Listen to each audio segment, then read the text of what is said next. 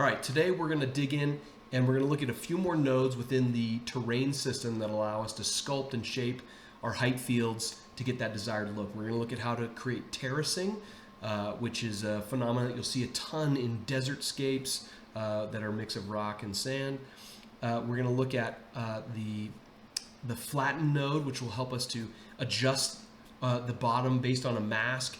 We're going to look at some ways to get better UVs, to modify our UVs, and not just use that top-down projection that is the default that comes out of the height field. We're going to also take a look at shaders. We're going to look at how to do a quick setup. We're going to look at displacement, some corrections from last week. We missed a few steps. We're going to look at normals and bump and a few things that we missed from last week. We're also going to take a look at the projection or the triplanar projection node and how that works. At first plugging it in, it might seem a little confusing, but with some quick tricks, we can get that working. And so those are the things that we're going to cover today. So let's dig in. Okay, let's dive in. So I know in the past couple of videos we've covered kind of the same thing, and we go through that whole process. The purpose of that is to create some repetition as we go through and try again and do things maybe slightly differently, learn different techniques, come across different problems, and figure out kind of our problem-solving methods. So Houdini is not a one-button push solution. There is lots of ways to attack every problem. So we're going to go ahead and we're going to start a little bit from scratch again, and we're going to check out a couple of new tools that are within that are inside of Houdini's terrain system that we didn't use last time. So I'm going to go ahead and drop down an object network because I'm in Solaris. So again, I like to just work all out of a single context. So Solaris has kind of become my place to work. There have been a few bugs with some of these subcontexts within Solaris, but those are being worked out. I'm going to drop down a height field. We'll name this mountain. Name it whatever you want. Name it mountain. We've done this already a whole bunch of times, which is great. I'm going to go ahead and just frame this up. There we go. And I'm going to go ahead and drop down some noise. So I'm going to put down a height field noise. And let's see here. This one, I'm going to use this Worley F2, F1. So this is kind of the look. And you'll see as it kind of comes together here, we're gonna play with this a little bit to get kind of a look that feels good.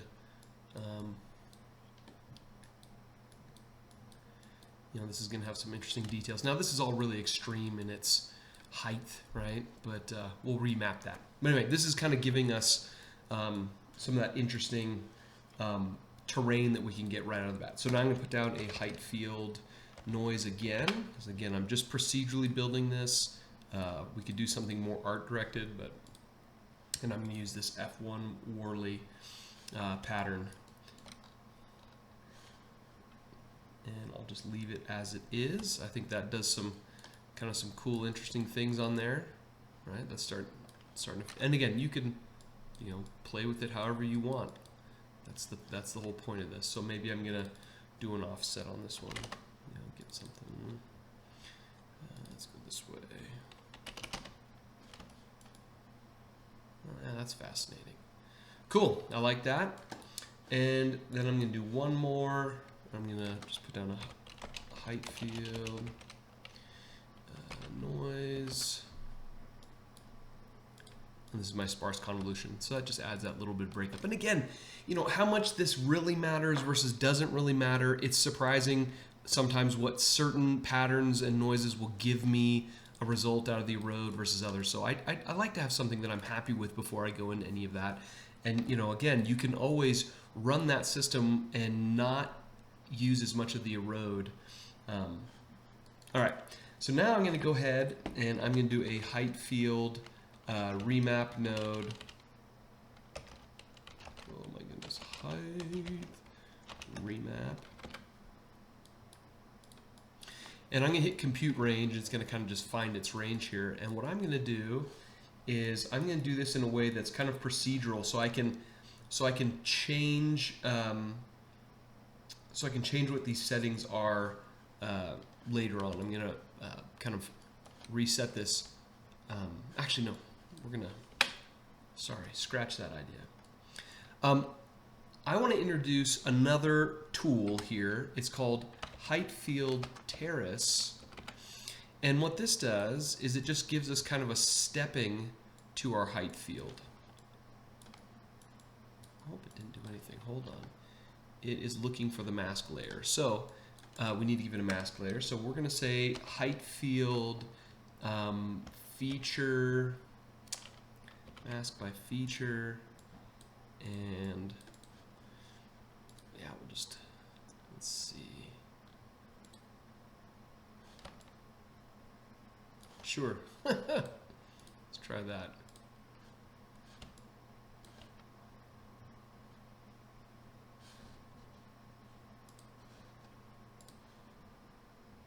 Okay, so I forgot. When you're using the height field terrace, we're going to just get rid of this for now. When you're using the height field terrace node, you do compute by range, and it gives you a range at which it's going to do this terracing. You can see that it kind of stopped there, and that's based on some of these ramps that are down here. And there's a whole bunch of stuff in here. We don't want this all over the whole thing.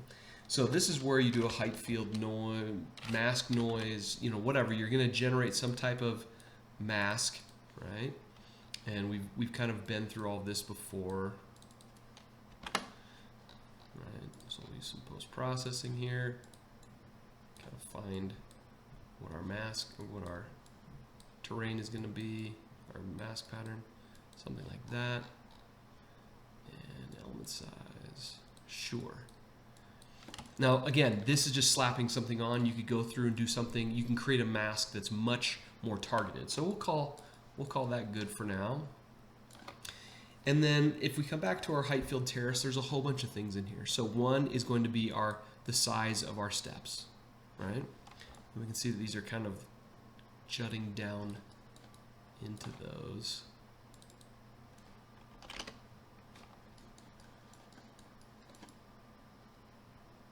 Really strange that it's doing that. We can smooth out our edges so it'll soften those. We'll keep that at 1. Actually, let's stay at 0 so we can see these really well. And then there's this little fade ramp which we can use, and it'll create, let's get some bigger steps here. It'll create kind of like a sloping back up. This is doing something very strange. There we go. There we go. So using that fade, we're kind of bringing back up. You saw that it was, kind of like diving down. But the cool thing about this is it creates these like mesas with debris up on the top, right? So if we take that fade back down, you can see that you get kind of this look like that. And I'm guessing that this is, I wonder if we need on our mask. It's clamped.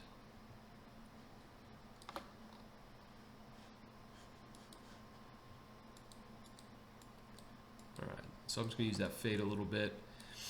Now, if we look at this, if we hit info, you'll see that we have mesas and cliffs that are now visible. And I'm going to use a height field visualize node, so I can come in here and take a look at those.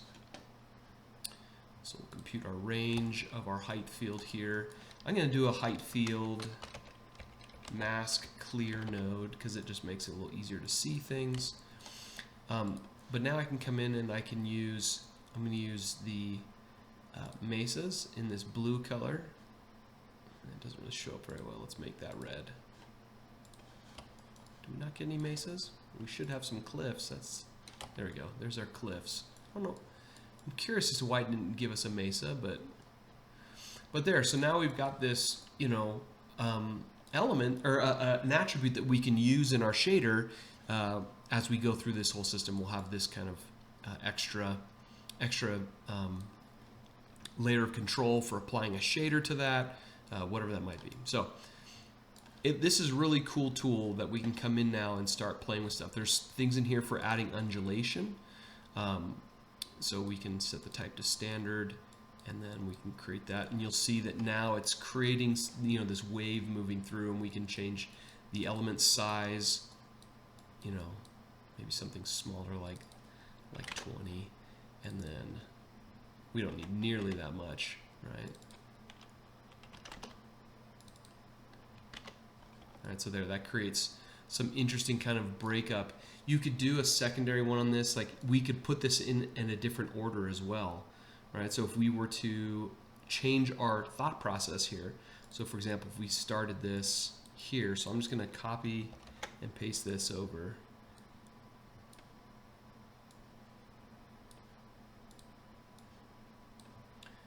And so here is going to be our height field, and you can see that it added to that. We obviously have to make a few adjustments here. I think that, I'm guessing it has to do with that fade.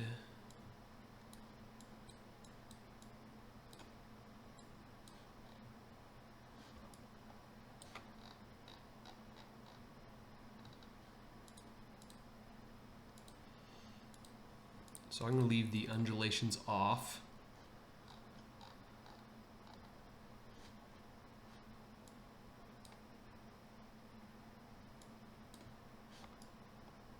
Well, there you go. Again, all things that help us get kind of interesting shapes. I am not sure why it's doing that. I don't recall this doing that in that way before.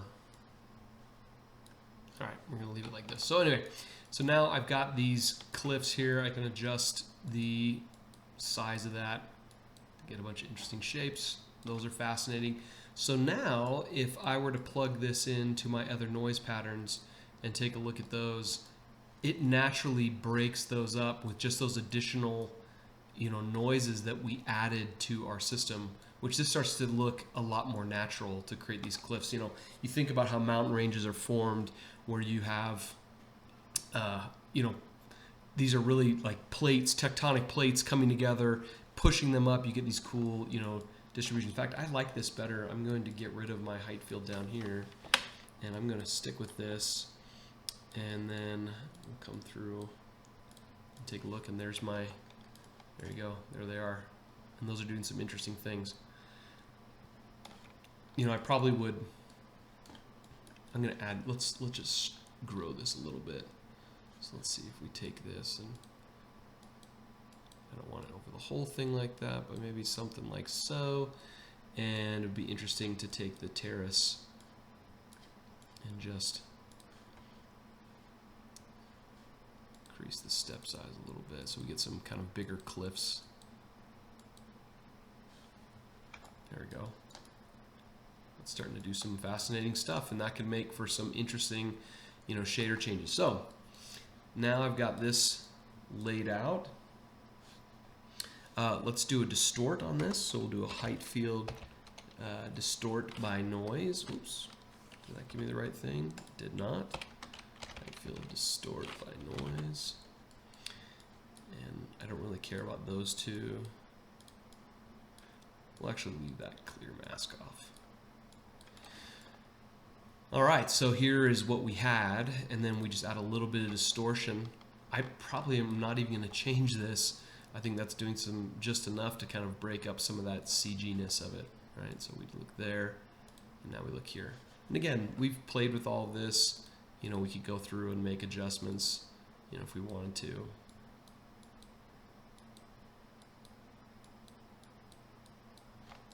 Yeah, something like that. Cool. And then for my distort layers, one of the things that I want to distort here also is going to be my cliffs and mesas. I think it was pluralized, was it? It was not. Mesa's not, so I'm going to get rid of it. And there wasn't really anything in that I cared about. If we don't do that, right? So let's take a look if we. So you can see that we distorted the height field, but then it messes that up. So anytime we're using the distortion node, we want to make sure that we're distorting all the layers that we're interested in kind of having to stay related to each other, because this cliff mask is meaningless if it's not where the cliffs are. So we want to change both those. Cool. So now let's take a look at another interesting heightfield flatten. So this is an interesting way to kind of be able to come in and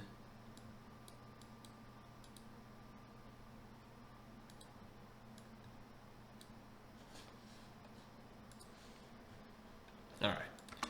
So the flatten node, it's looking for a mask to drive this. So currently we're getting rid of this mask. So it's like, okay, well, what is this doing?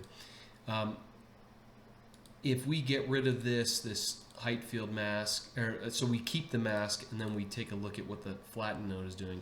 We grab this and says, oh, whoa, that's doing some crazy stuff. So it's doing some weird things. We can set to a specific value that we want to flatten it to. And you can see here that it's trying to grab based on the mask value and pull those up to our radius here, or our height that's set to 0. If we made this like negative 500, because remember our whole thing is down below. I think we also have an issue here that the mask, I think this is what was causing that kind of that recess on the steps. I'm wondering if we need to clamp heightfield mask. Let's see, normalize maybe.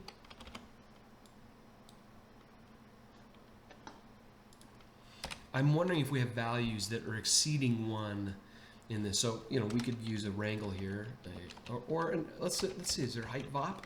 There is a height field VOP. I've never used this before. I would just wrangle this, but let's try. So here's height that goes in and out. So really what we want to do is do this same thing, but with these, what we want to do is change this to be mask, and we'll put a clamp node in here like this, and this may do nothing. Oh, there you go. That was the trouble with this mask up here that we created, right? So when we created this, we actually have values here that are exceeding 1. So the math ends up really strange. So if we were to look at this now, and now come and look at our terracing, we're getting a much more expected terracing than what we were getting before, right? Without this, it was doing that stuff, right? Because we had this, really strong noise pattern that was going past 1. So a good thing to understand is when you're masking anything, and this is compositing, this is whatever, 0 to 1 is the value that you want your mask to be. Outside of 0 to 1, you can get some strange math. Okay, so we're going to stick with that. So now if we look at this, there you go. So we've got this, brings that all down to a set height, which is fine. If we go back to let's just kind of look at this, the flatten to value. It's going to take a second to calculate. Oh, I made it mad. Oh, that's what we were doing. This is the default, was flatten slopes. So with this, you can see here, it takes that mask and just tries to mush them out, but it did some really strange stuff. So I don't know of a lot of use for that. Or you can say to average height, and we come down here and see we're down below this, and it's trying to average all those things together, right? So I don't love this. This doesn't work very well, but let's try something. Let's do a height field mask by feature. And we don't want slope, we want by height. We're going to go ahead and tell it to be linear. We're going to reverse this, maybe pull that up a little bit, pull this down a little bit, compute height. There we go, something like that. Just start kind of dragging this out, something like that. And now we'll pull this in, and let's take a look. Ah, okay. So this is doing a little bit more of an interesting kind of, oops, I did not want that. So we're going to take this and maybe just pull that down a little bit. Right, so we're keeping some information down in the bottom there. It's not totally clamped, but now we're starting to get something that's interesting as we kind of pull this in. We've got some cool looking information there. Now, the last thing I want to do is I'd like to kind of bring this back up to the the ground. I don't like having this, you know, down below. So I'm going to use a height field ramp. Oh, sorry, ramp, remap. And you can just hit compute range, and this is what it's already doing. Now I'm going to take this minimum, and I'm going to copy this parameter, and I'm going to paste a relative reference right here.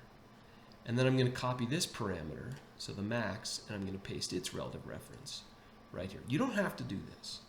But this is what I like to do. And the reason why is I don't like to have to come back and recompute things all the time. So now what I'm going to do is I'm going to copy this, and I'm just going to subtract the same thing. And I'm going to come here, and I'm going to subtract the same thing. So what we've done is we've moved this up, so our deepest point is at 0, which is great, right? Awesome, because now it's really easy to, you know, do math on this and kind of be in a realistic space. Okay, so the next thing I'm going to do is I could actually just come here. Once I've done this, if I just want to, if this just feels crazy too steep, I can just come in and change this little guy there. And look, and then now I've got something that feels maybe a little bit more realistic. We've kind of lost some of our terracing, but they're there, right? If we pull down our visualize node here, so let's just put all this in a line. Take a look at our visualization, and see there's our mesas. We still have them. They're not as pronounced as they once were, but that's because we've kind of lowered this whole thing. We could have come in at this point and added more of that terracing, right, and done it here, but this works for me. This is gonna do some interesting things. Maybe this is a bit extreme, so I can just come to this value instead of 0.3. There you go, something like that. That's interesting. Because this is going to show us some challenges that we're going to have with our UVs, which is something we've been talking about, of like how do we solve the stretching of our UVs. Okay, so with this done, I'm going to go ahead and put down my height field erode.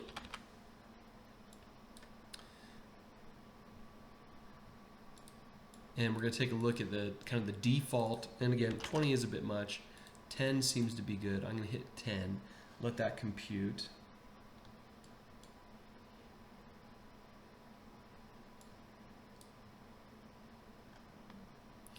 So there's my default. So we're going to do a little comparison here. So if you go to the side effects, the docs, under height field erode node, there's actually this little tips and notes thing. They give you some initial things to set as like these are good places for your first pass. And then you would go through and add on top of that. So let's take a look. Let's look at the difference, right? So I have never really used this before, but I stumbled across this as I was trying to solve some other things and thought, oh, that's fascinating. They gave us some advice. So I'm going to just go ahead and jump through this. So we're going to go and we'll freeze this at 10 so it matches. Actually, I'm going to turn off the freeze because then it'll allow me just to add these without having to be slow. So we're going to go under hydro, and it says to set the ramp up iterations to 0. I think this is under advanced. So let's see here. Under hydro, yeah, it says under the advanced tab, under hydro, under erodibility adjustments, ramp up iterations set to 0. It says set the initial factor to 1 and the slope factor to 0. You know, we could come through and read all of these.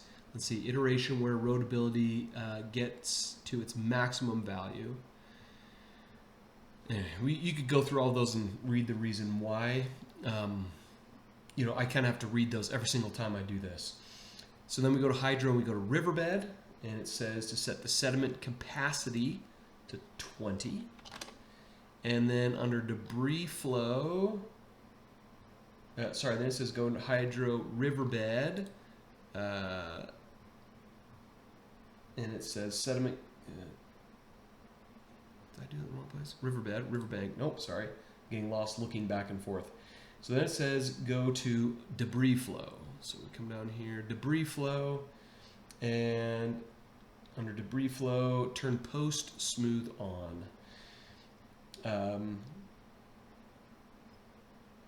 So there, so this is its suggestion for that initial flow. So now I'm going to go ahead and I'll say make this 10 and I'll freeze at 10, and now we can compare these two. I'll reset that, let it run up.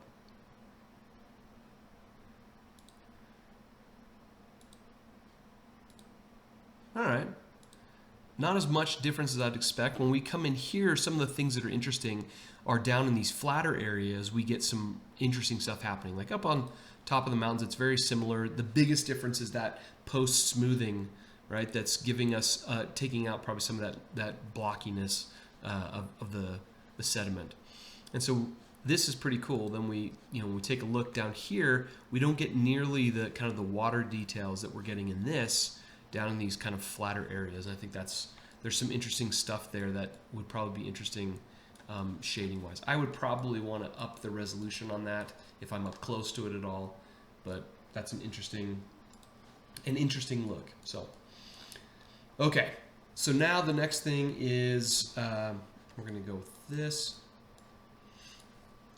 is to go through and do kind of all of that normal masking that we would normally do. So let's just go ahead and jump through that. So I'm going to do a mask by feature. We'll try to be real fast. Oh, that's a geometry mask by feature. Mask by feature. The default is slope. I'm going to go ahead and just make this linear. And then we can use this to kind of find what that needs to be. So again, this is giving me, we have kind of our cliff from our terracing that we did, and now this is giving me kind of an overall. So something like that. And again, I go back to where when we were doing just the geometry masks and not combining them with shader-based noise patterns, we would kind of do this and make them really, really crunchy. But now we do it like this because then we can use that graduation to our advantage. So, all right, so I think that's probably something around there. That looks good. And I'm going to go ahead and put down my copy layer node, and I'm going to call this one slope. Next, I'm going to do a direction, heightfield direction, sorry, heightfield mask by feature, and we'll use direction. And this is whatever you're feeling like you want. And again, you don't have to do this. This is the way I do it. So this all seems interesting for my spread, right?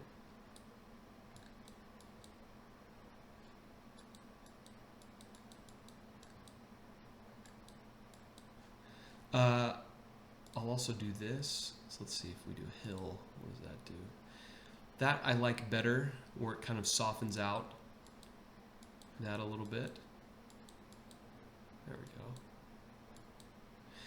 go. We can look at, linear. I think it gives you, soft up until an edge and then cuts off. So that's why we did that hill. So if we do hill, there we go. Maybe pull something out like that. I don't love the interpolation on that.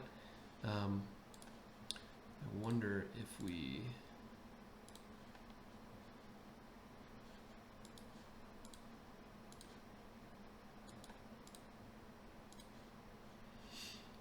Yeah, I prefer something more like this. There we go. That's more what I prefer. Something like that. So now we've got this nice little kind of based on direction. That's a nice feeling mask right there. Okay, so I'll do a height field copy layer again. And this is going to be direction.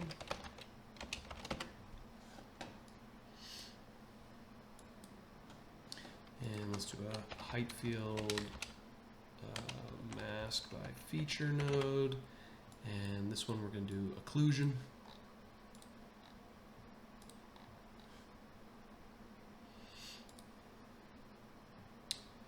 And I wonder in this, let's see, I bet you before I was doing we did just a singular, we did probably a linear like this again, and well, that might work. Okay, so let's do that, and something too crunchy, and we'll reverse it.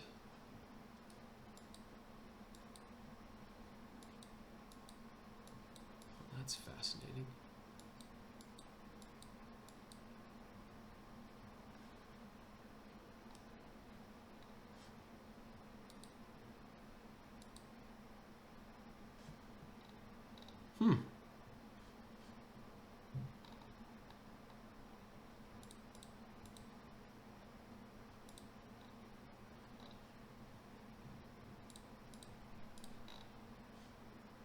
Yeah, that's unexpected. Those little kind of cavities in there.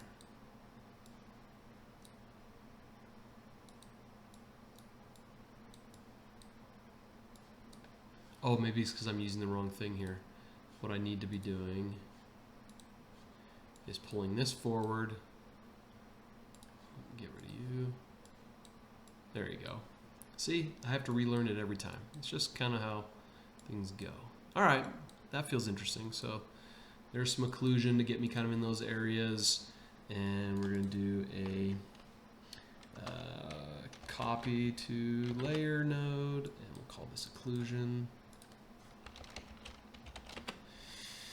I'll do another height field mask by feature. Again, this will be, we're going to do elevation and floor, so we'll do by height. And we're going to compute range here, and we're just going to do a linear, and we'll reverse this, and we'll pull this down something like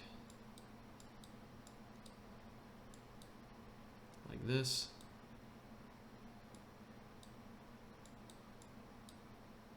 Again, I don't mind there being that little feathered edge because that allows me to put some break up to that based on what we did before. So height field, copy to layer. We'll call this one floor. And we'll do one more of this. And this one's going to be called elevation. Right? So if we want to do snow or something like that, so we'll call it elevation. And we'll flop this. Love that. Come around. Now, if you remember, that's not so awesome, right? So what we're going to do is we're going to take that, and again, we want a little graduation there. That's fine. I don't love how linear that is, so let's just smooth it out. Oops. Let's take our knots here, and we'll just say monocubic.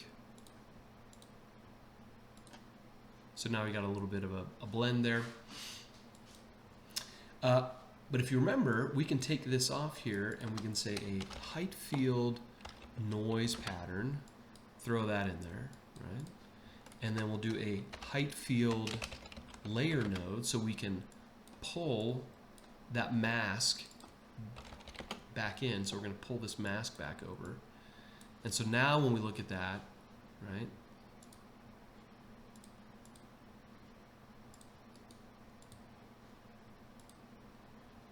Take this noise and we just increase its amplitude, we can see that we'll start getting a change in that. So maybe it's our element size needs to be a little smaller, something like that. That adds some interesting stuff, and then I'll just bring down the intensity of it a little bit, but right, something like that. I like that. So it gives a little bit of break up there. And again, we don't care about that like high frequency detail. We're just trying to get a little bit of, lower frequency kind of stuff happening here. So this is great. So there's my elevation, which is awesome.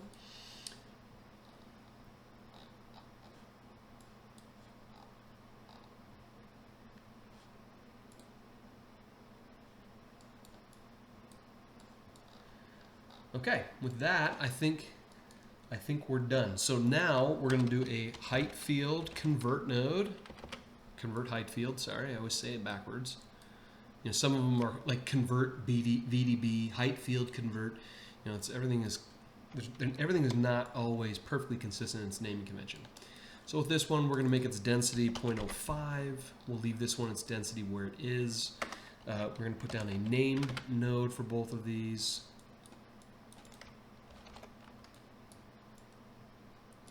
So for this one's name, we're going to call it render. This one's name, we're going to call it proxy. Great. And from there, we're going to put out our output node. So we'll do an output, right? 0 and 1. You could do nulls here if you wanted to. Either way. And that 1. Okay. Awesome. Look how quick we got to the meat and potatoes here. So now we can come out to our stage. We're going to do a sop import. And I'm going to just grab that sop path there, open this up. And it's our 2 output nodes. So output 0. And I'll just copy and paste this.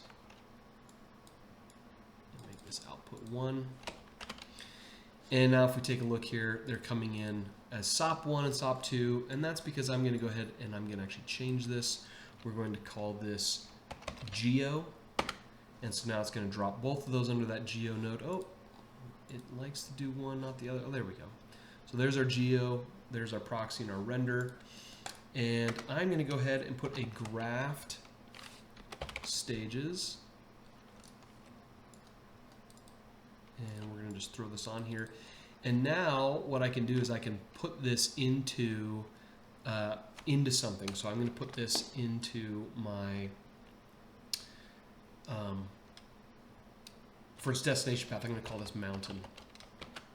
And so now it's going to make this mountain. There's going to be geo, and then I'm going to dump other things in here. I'm going to put my materials in here, and what else, right? So it just builds kind of this nice little structure.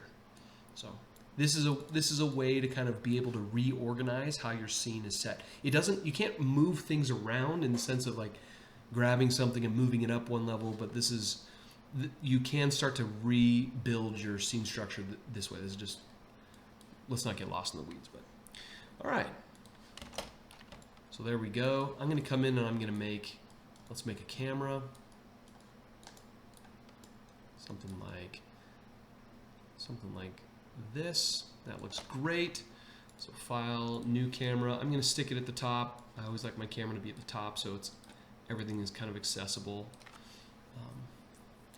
You could also merge them together. So here's my camera. Look down here. There's my scene. So look at that. Now, one thing I'm going to do with my camera is I'm actually going to come to my view. And, landscapes, usually when you shoot a landscape, you're either going to be shooting like a really long thing because you're wanting to zoom in on some mountains that are really far away, or you're going to be shooting really wide because you're standing in the middle of those mountains. So understanding what you're wanting to do, right? And so let's just do this. We're going to copy and paste, and we'll make a camera 2. So for camera 1, I'm going to put this on on a 500. But now because I've done that, I want to back way out so I can keep this kind of composed, framed up, right? Obviously my terrain isn't built for this. I'm seeing through the back of my terrain. But you'll get the idea. So I'm going to come up a little bit. So on this one, it comes something like here. It's a little weird. But that's okay. It has a different feeling. And then I'll do a camera 2. Oh, it's fascinating. Look, put a camera edit way down here. That is fascinating. Normally not my favorite to operate that way, but so let's look through camera 2. And on camera 2, I'm going to come in here and take this, and we'll say its view is going to be let's do a 28. And then for camera 2, we'll leave it locked, and let's see if it adds an edit there. It didn't seem to. We'll drop down a little bit. Maybe we'll come like this.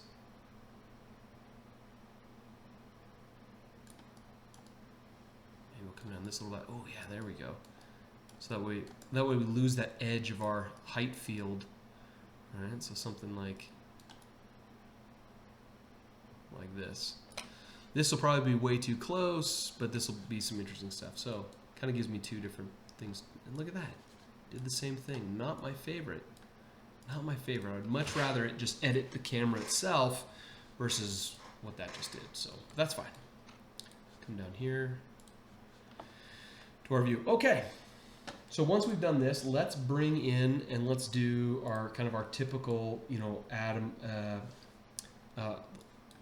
our materials. We're going to do a configure primitive. So we'll do one for the render here, and we are going to give it a new purpose and say it's render, and then we'll copy and paste this, and this will be proxy, and its purpose is going to be proxy. All right, and again, the purpose for that is the proxy doesn't render, and the render always renders. All right, so now if we come up and view here,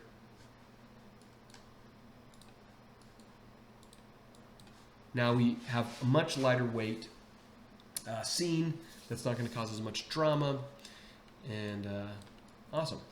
Okay, so let's go ahead and we're going to put down a material node. So we're going to do a material, we can use a library node. Drop this in right here.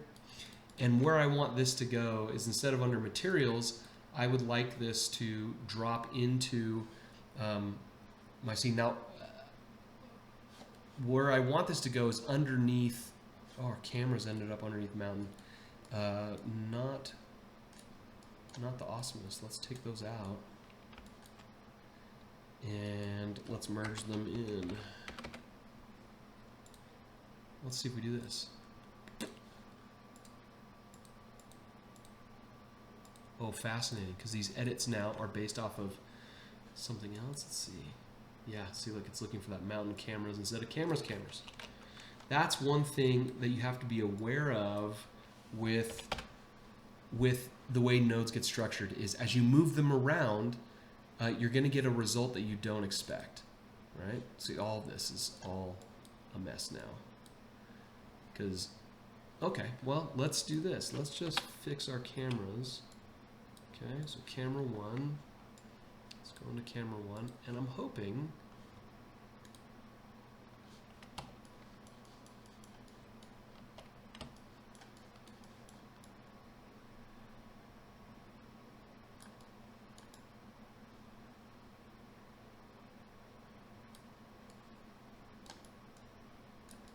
there we go. We'll do something like this, where we've got something in the near foreground and something farther away.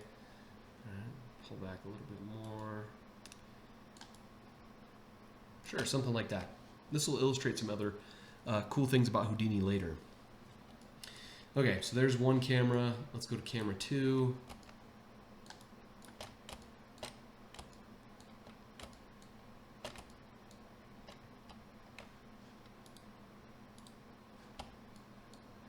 Not sure why that's behaving so strangely now. Let's go back to camera 1. Oh, nothing's doing what I expected. Hold on.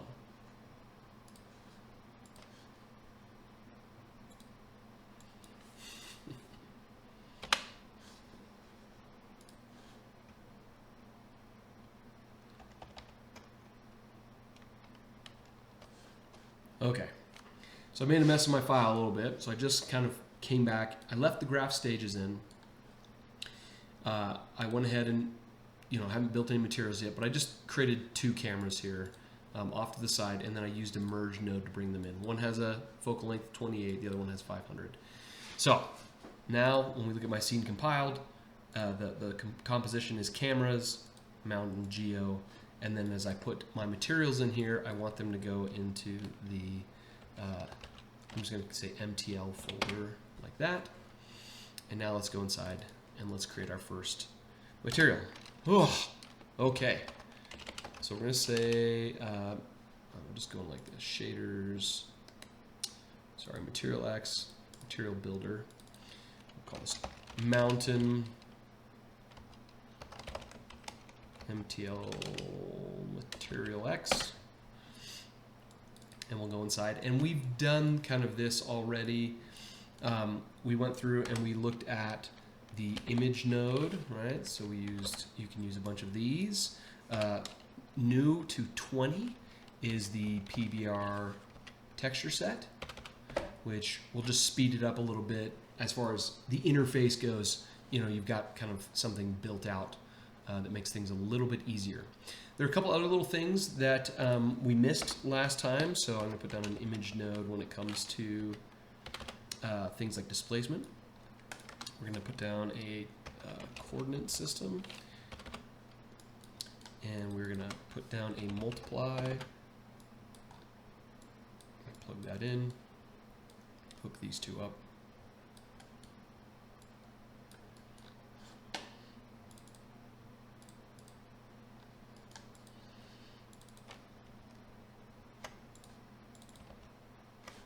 Okay, so we're gonna come in and just start connecting some of these here in a second. I'm gonna come and I have a texture that I'm gonna use that's from Megascans. So if you jump in here, if I look at this preview, click the preview button. Give this a second.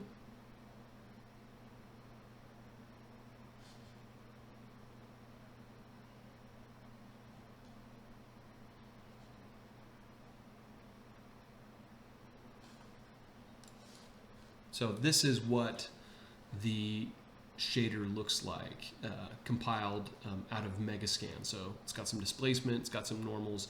This is what we'd expect. Sometimes when you're doing this, you don't get this level of displacement that you're expecting. And what I showed you in the last video had a mistake, two different mistakes. So, all right, so now that I've got this kind of plugged in, I've got my base plugged in there. I'm just gonna go through and quickly throw in the rest of these. And so I know there's a specular color, and it's called specular. I'll just double check. Let's see, we've got, oh, there is no specular. That's fine, I'll leave it there. I'm just not going to use it. I need roughness, I need displacement, and I need normal. So specular roughness, and that was called roughness. And look, it even helps you. Yay! Love it. Thank you, Houdini. And then normal, so we come over here to bump and switch from height to normal. Paste, do that, and this is going to be a normal. I want the rat. And now, what I was doing before was we plugged in our base color, and then we plugged in our specular roughness. And then for our normal, I think, oops. Hey, undo that. For our normal, I think we were putting it under normal or tangent, but with this, it's actually the regular normal there, not the tangent normals. So then we had this material set to float, displacement, I want the rat file, perfect. And we had the float plugged in like this, and then we were, multiplying by a value here. So let's go ahead and take a look at what this gives us. This was what we had. So I'm gonna hit save. Go up to my stage here, and then let's just drop down a dome light. And let's use something that's been used. HDR rat, sure, that's fine.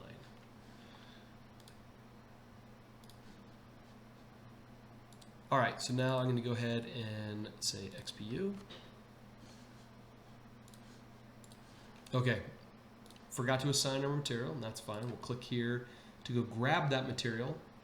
So it's inside of our library, material mountain, say accept. We're going to assign to geometry. In this case, we'll just grab render and drop it over. All right, so we've got our proxy showing up here, which doesn't it doesn't look like our purpose worked. Oh, because proxy render. Oh, look at that, because I did all caps and then not all caps. Sloppy. All right, great. So here we go. So here's my terrain. It's got my displacement map on there. It's got my kind of all the things. I'm going to throw one more light in here.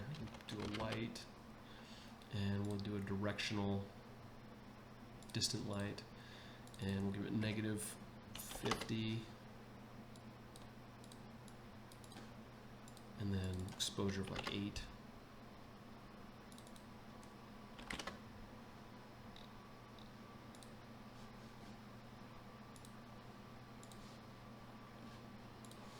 Okay, I put negative 25, 80, and then my angle is set to 5, so it just makes the sun bigger. It's going to soften out those shadows a little bit. This is all connected, so I think this was like 0.53 or something like that for the angle.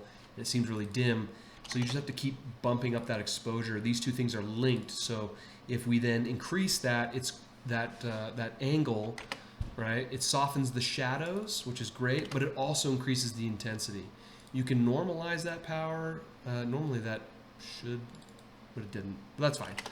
So then you just come in here, and it's about finding the value here that starts to show up. I know I'm used to like old school. You throw a light in there, a value of 1, it illuminates. Where this is a little more trying to be a little more photoreal. Okay, so here we are. We've got our shader set up. There's some stuff in here that definitely doesn't quite look right yet. You know, I would expect, you know, based on that image that we had before, which I think I closed it. Just do about the shader ball. It's like, wow, this looks nothing like that shader ball. So a couple of things. First, if we were to take our displacement and increase this by 10, you're going to see that like the whole thing just kind of puffs up, right? It looks like these marshmallows. And that's because this is expecting a value of negative 0.5 to 0.5, but our image comes in as 0 to 1. So there's not really an offset here that you can apply, but we can do a subtract. Let's see. There you go, subtract. This would be one way. We could also do a remap. This would be another way. So either of these would work.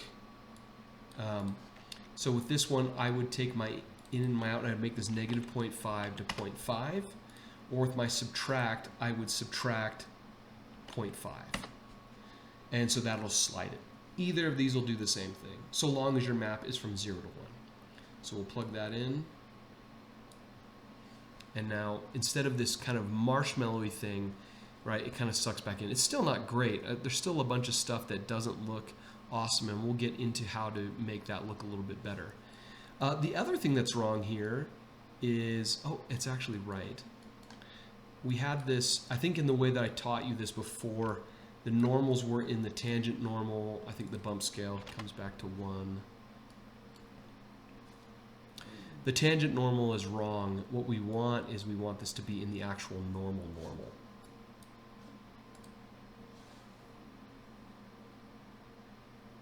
Let's give that a second. Oh, maybe that's not correct. Hold on. Okay. So that's right. It's supposed to be in normal. Now the interesting thing is this bump scale, you know, we can punch that up and it'll be like, oh my goodness, what has happened here? Things get really, really crazy. That's not right. The default on this was like, let's just hit revert to default, 0.025. So when you do that, when you've got your normal plugged in, it doesn't feel like it's doing anything. So a value of 1, right, is going to start kind of creating some of those nice lines and details that I think we kind of are expecting. Part of the problem with this is we have massive texture stretching. Our scale is probably too big. So let's take our multiply here and let's multiply it by 10.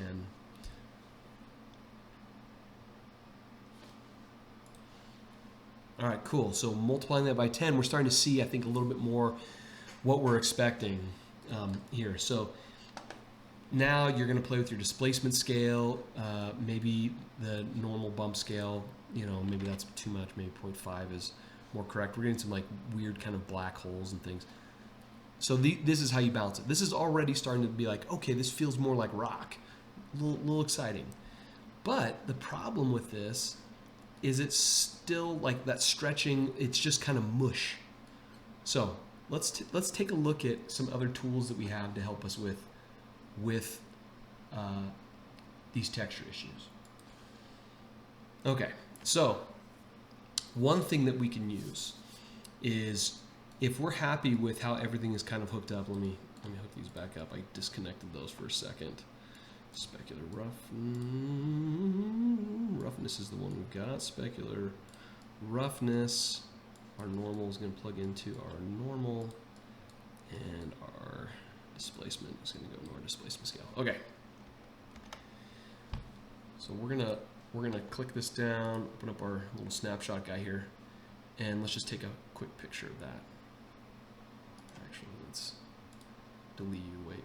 There we go, there's our full thing. We'll hit a snapshot there. We're gonna jump back out to our actual geometry, and we're gonna take a look at our geometry's UVs. So there's a node inside of Houdini that's called, let's come here. All right, so if we look at this before I start, look how bad these are stretching here, right? Now from the top, which is how these are projected, right? If we were to go to top viewport, right, they look great. They look great. I'm gonna split our view here. So I'm gonna say split plane, let's do left and right. So here's how this looks. I'm gonna pin that. And now I'm gonna put down a UV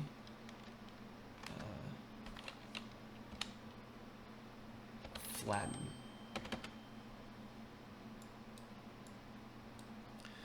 So now if we take a look at this, we can see that changed, right, from here to here. What that's done is it's trying to lay out our UVs in a way that takes a three-dimensional model and lays it out in 2D. There's still some stretching here, so let's take a look at some of our other options. Let's use our angle-based and let's see what that gives us. I think this one is a little slower to calculate.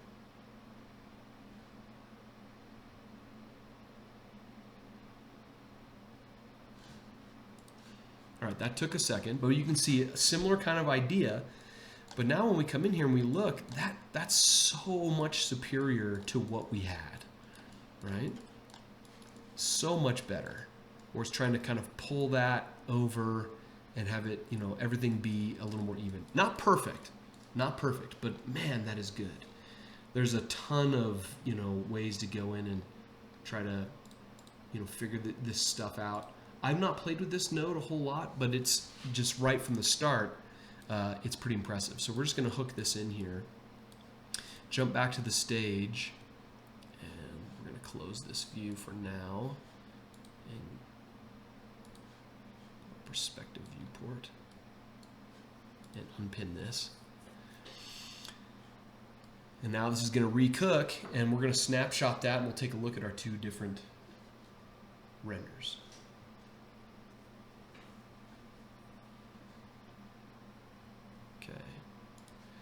Snap, view image. Now, one of the things, it'll be hard to compare apples to apples because you saw that the UVs actually turned. It did a bunch of stuff where it wasn't exactly perfect. And this is probably not the greatest texture map to use either because it has long striated rock.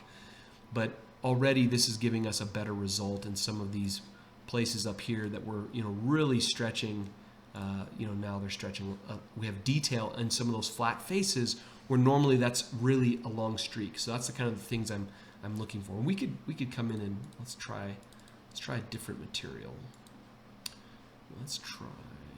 Let me hook up some other textures. One moment.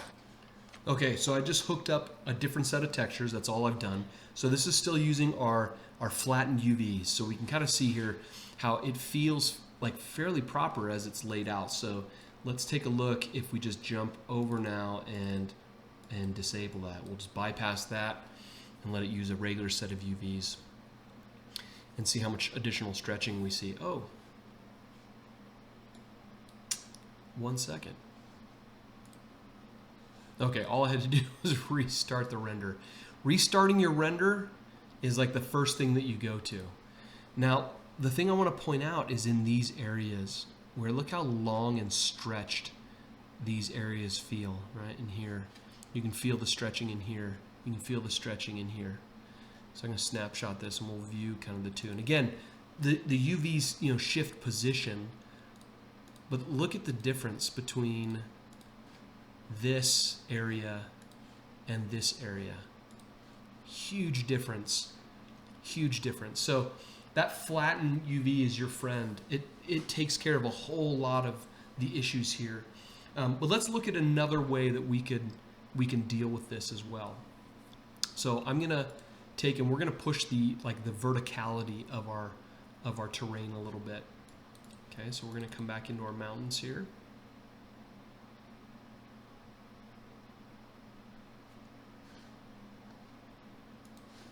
Okay. I'll leave that flatten UVs in there for now. Actually, we're going to leave it off because we're going to show how this works. But if you remember, I think we came up here and we did a remap at this point. I'm going to push that all the way back up.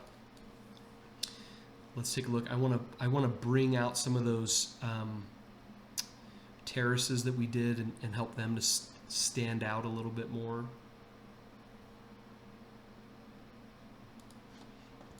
All right, so there we go. So we're going to come up to our terrace. And let's something like that.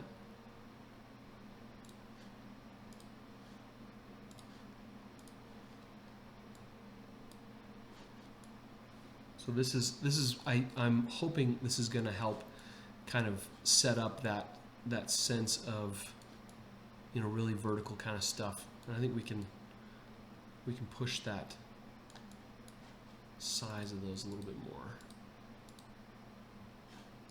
So something like that. This should give us some interesting cliffs. That is gnarly.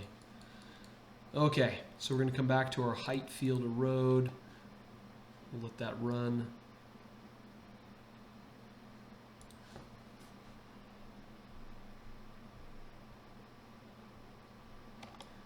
Oh, it's going to do some weird things, because one of the things you have to do is we have to recompute this range because we changed a few things, and that's fine.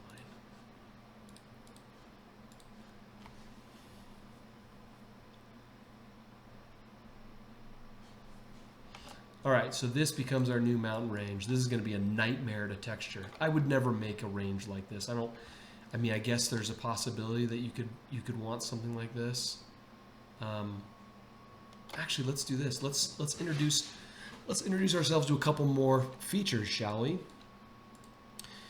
So before, maybe it's not terracing that I want, but maybe it's going to be, let's do a height field pattern node.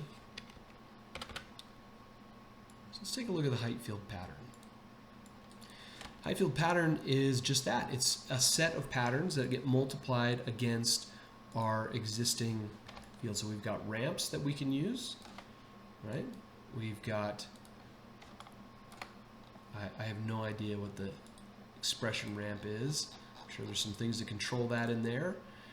Steps, we've got stripes, we've got stars, we've got cells, you know, all these things that kind of help us kind of create something that's interesting. And they're cool. I mean, cool stuff. You know, you could do, you know, layer that on top, right? So if you did a, you know, instead of replace, you did an add or a multiply, so we do an add, you know, that becomes interesting. You know, where you're putting on some things. Patterns are cool. The one that I want to use is I want to use a ramp. And right now I'm going to use replace. And when we come down, here's our ramp that we're going to be using. And I'm going to put this here and then drop this in the middle. And right now there's a repetition to it. I'm going to turn that off. And now this will allow me to change the size of that ramp. It'll allow me to change where the center of my ramp is. I can use the phase also to kind of move that. And then my height up here will allow me to kind of set where that is. And what I'm going to use is I'm going to take this and let's try doing a difference between these two. All right, so it's going to give me this kind of down the middle. And now I can play with this ramp and get something that gives me some nice verticality. We're going to have some mountain ranges up on the top, have some stuff down the bottom, but we're going to have these kind of cliffs. Let's just move this way over like this. Whoa, whoa. Keep those fairly vertical. And then just open this up a little bit more. Okay. So now this is just, I'm going to bypass what we were doing with the terrace, and we'll come back into here to our additional noise that we added. Here's our distortion, right? So we've got some interesting stuff happening there. This is probably too extreme. I would probably flatten that out, which we can, right? So we'll do our mask by feature, and then we'll flatten. So this here now doesn't work because we were computing. Oh, excuse me. Where did I? Oh, we're clicking and falling away. It's always great when you get lost in your own Houdini session. So what we're going to use is we're going to use our height map here to get that mask again. So we'll recompute our range. And so there we can see that we've already kind of grabbed, you know, that little bottom there of what it was, right? From there to something like this. And I probably would still, you know, pull this out a little bit more. You notice that I'm never dragging this one because I don't ever want to just like, I don't want like a perfectly flat. I want there to still be some visual interest there. Now let's grab some stuff on the top, but that's okay. This is making a kind of an interesting thing. And there, we brought this back up. We just have to recompute this. I'm curious, let's try something. I'm gonna say bounding box. And for the surface node, I'm just gonna tell it the node, I can use itself, but that might make a recursive loop.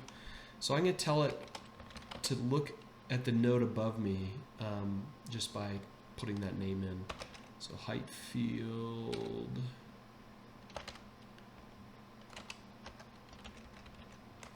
underscore flatten 1. And what we want is we want this is the bounding box of that object. So we want the minimum of the y. So we're going to say d underscore y min. Awesome. That did exactly what I was hoping. Oh, maybe not. It can't read the actual height. That sucks. Because if we do this now, right, what I was hoping for was this, that we could then put the max in here. And that's going to, oh, it actually did. Fascinating.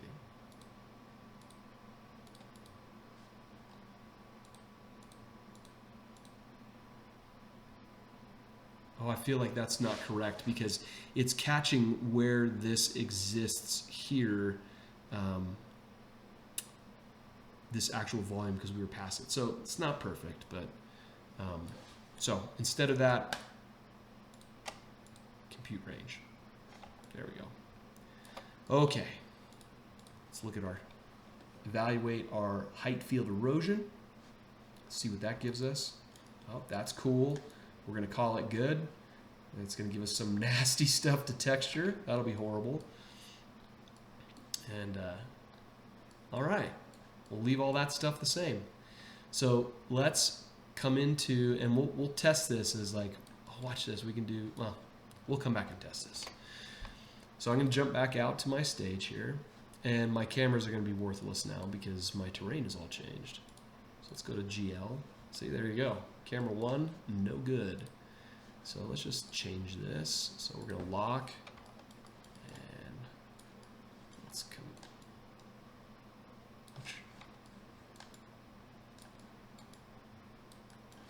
And let's make this like 18.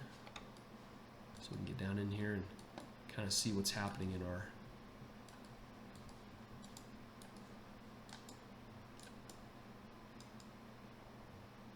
Sure, we'll do something like that. Okay, unlock this and let's let her rip. Let's see what we've got. So you can see here how much stretching that is on the sides, right? So as we kind of tumble around and look at this, like how pulled that is. So let's snapshot this. Now I'm going to come over, and the first thing that we're going to do is we're just going to reconnect this UV flatten, and let's see what that gives us.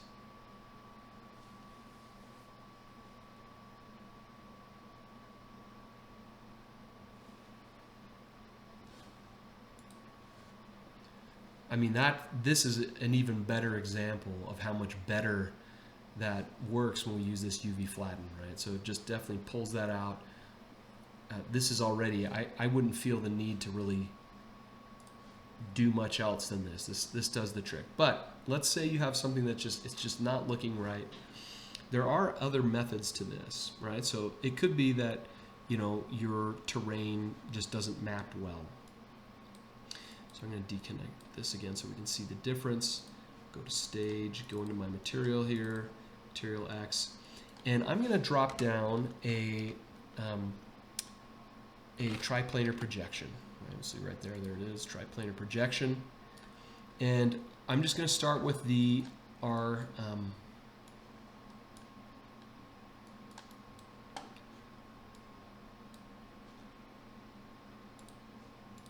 with this guy here, our albedo. This is going to be every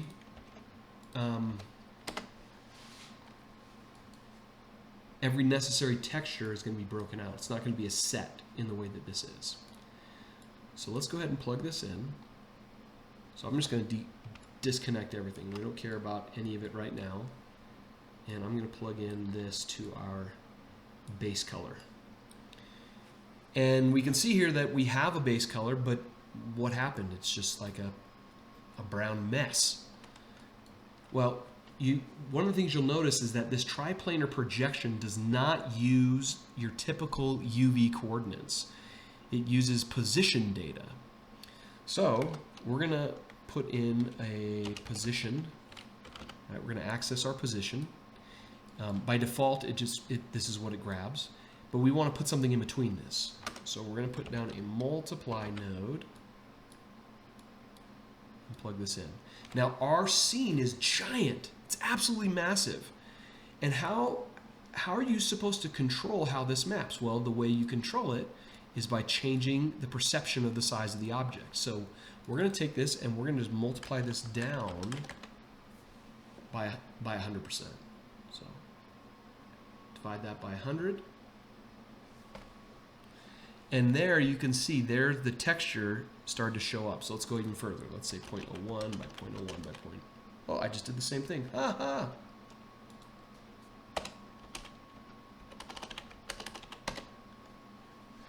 And now you can see we're getting our proper texture lined up. And you can see there that we get it up here on the sides and that nothing's stretching. All right, so this is, if the UVs aren't working, this is a quick way to be able to throw in our texture. Now, to be able to change this and move it, it goes through a whole bunch of math where we use quaternions to be able to manipulate where our position is. So I don't know if Material X supports that. We would have to come into, I wouldn't even know. I'm sure it's under geometric maybe? Texture coordinates, geometry property value, geometry color bump. No, not right. Well, if we were to be doing this on a surface, we would be, I'm sure it's under math. I'm sure it's coming under here, and there is going to be nodes that allow us to move those things around. Okay. But for now, this gives you that idea. So if we wanted to kind of continue with this thought, I would copy this. All right, so I'll copy and paste it and start grabbing stuff. So let's take specular roughness and paste values, paste values, paste values. And this goes into specular roughness, and this should be a float. So there's our specular roughness as it was mapped out. We could do the same thing. Let's throw our displacement through this. So we'll paste this same guy here, and we're just going to grab, and we're going to say paste value, paste value, paste value, and we need this, remap. I'll use the subtraction on this one. All right, so we'll just connect this.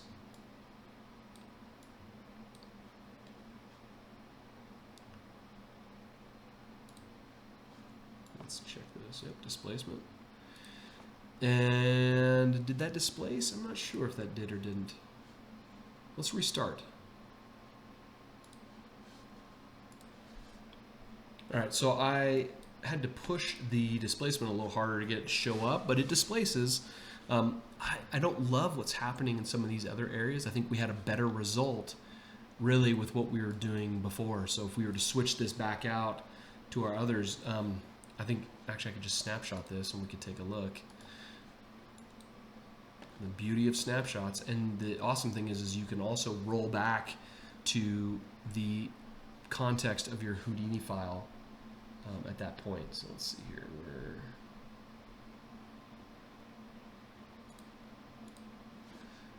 So here we go. Oh, that's not the right one.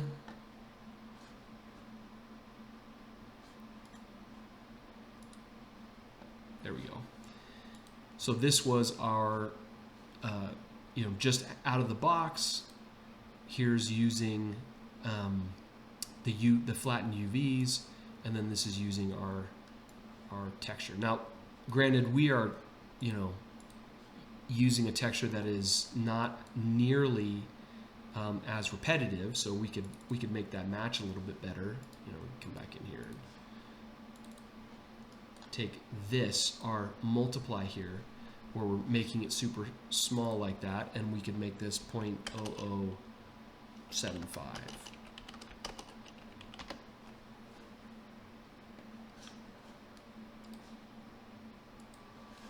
And you can see that matches a little bit more that kind of repetitive pattern, and actually put the displacement back down to 10, right? Oops, didn't mean to ignore that. So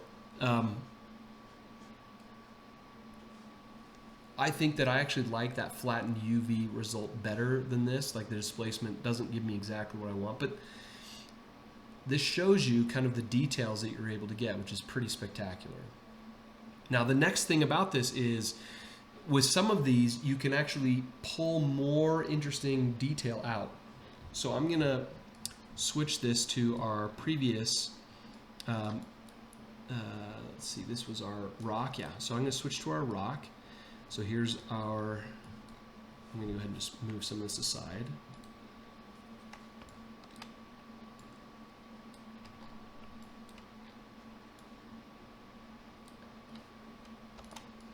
So let's pull this out of there. And we're going to drop this down. This was our rock down here. There we go. And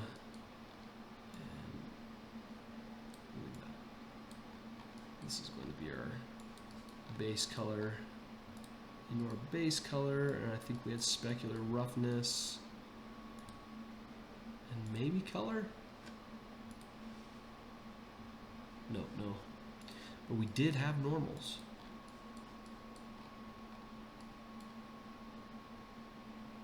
Well, that's probably what was missing from that other setup, was we didn't really have any normals in there.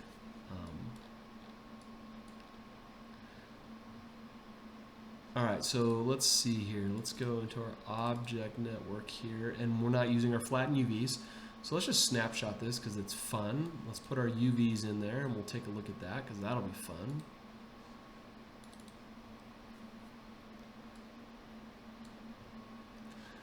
So there you can see that our, the change there just in that.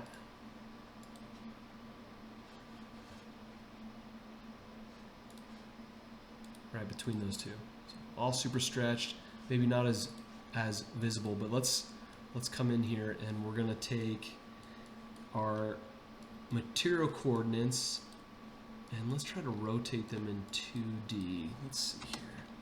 Can you do that? Rotate 2D. So we're gonna take in our texture coordinate. We'll do it before we multiply it, and I don't know if this is a 0 to 1. That's a strange amount, 10. If it doesn't do anything, then it's because 0 to 1 is 360 degrees. So, and it is. So we're going to rotate this by 0.5.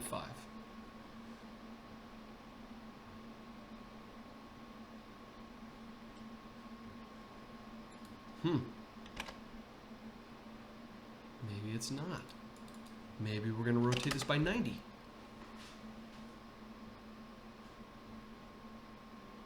There you go. So it is in degrees. So that's doing some interesting stuff here, where now we can see Where before, this would be probably a better test to look at, where we get this nice striation that's happening from our texture. If we were to remove the flattened UVs,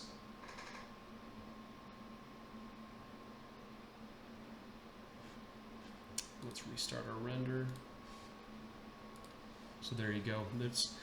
This is where it gets very interesting, is in this difference. Neither of them are perfect, right? This is not the same as going into Substance and painting like a custom map and projecting things and doing all that. That's a whole different workflow, right? But as far as like the proceduralism and ability to create something, where this is far more successful than this is, right? We've got some bends and things, stuff that we could go in and try to work on. But one thing to be mindful of is you can see some of our displacement is kind of folding in on itself and creating these little pinched points. So that's probably because we're pushing so hard on that geometry, on that displacement, that we're getting some kind of tears and things like that. So you have to be aware. There are some tricks to that. You can make a set of normals that are softened, like super soft, to help blur that. That'll be a lesson for another day. So this week we went ahead and we learned about how do we control our UVs a little bit better, how do we deal with vertical faces, how can we do triplanar projections. We also learned some additional nodes that help us with getting the shape that we want out of our geometry and being able to better simulate our height field. Next week we'll cover a few more nodes within the terrain system. We'll also cover how to go about starting to scatter some things. I know we've talked about that in previous videos. Keep saying that we're going to do that. We'll get there. I hope this has been helpful, and thanks for watching.